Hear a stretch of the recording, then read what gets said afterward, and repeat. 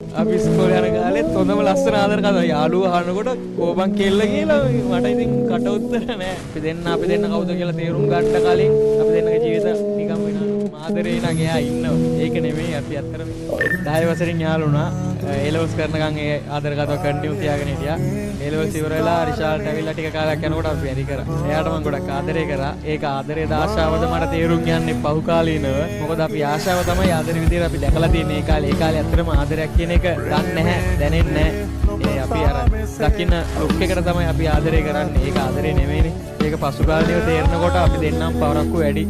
එතකොට ඉතින් වෙන් වෙන්න තමයි තීරණය වුනේ. ඔය දෙන්න අතරට ආව ප්‍රශ්න මොනවද? කාල සීමාවක් යනකොට දෙන්නගේ අර වෙනස් වීම දරා ගන්න බැරුණ දෙන්නට මේකයි උනේ. අර වෙනස් වෙනවද කියලා අහන්න හොඳ නෑලුනේ.